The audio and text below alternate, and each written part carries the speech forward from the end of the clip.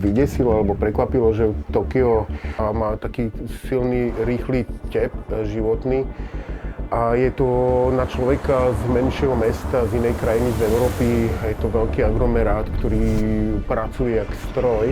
A čo ma vlastne prekvapilo, že v silnom tepe mesta si človek vie každej istej časti nájsť nejaký park alebo miesto. To vlastne obrovský pokoj, kde vlastne nasávam úplne zvláštnu inú vnútornú energiu pri zvuku vrán, ktoré sú pre mňa veľmi charakteristické pre toto mesto. A som asi najjednoduchšie povedané fascinovaný rôznou vizualitou, hlavne remeslom maliarstva.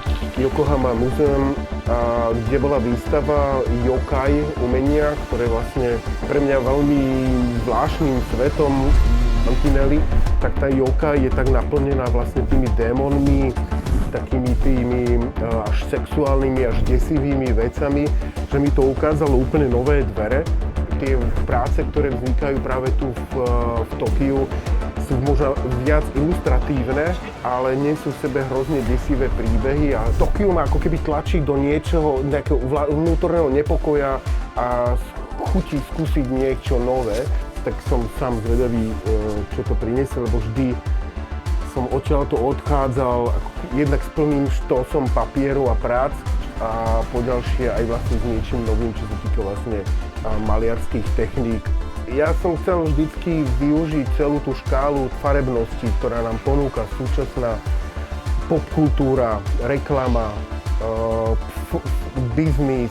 Chcel som byť nositeľom príbehov, ktoré reflektujú spoločnosť, ťažké témy rozrastajúcich sa izmov, nacionalizmov, rôznych tam takých... Ja som vlastne taký ten DJ z hora, ktorý to všetko nejako mixuje aj práve s tými postavami, ktoré nie sú moje autorské.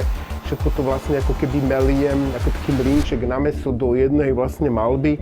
Som smutný a možno niekedy príliš nahnevaný autor, ktorý hnevajú ma negatívne vplyvy na spoločnosť, ktoré sa dejú. Snažím sa vytvárať maľbu, ktorá to zbalí do toho pekného obalu a ponúkne divákovi zážitok. Skôr desivý maliar ako maliar do detskej izby, ako si to z počiatku vždycky ľudia omýli.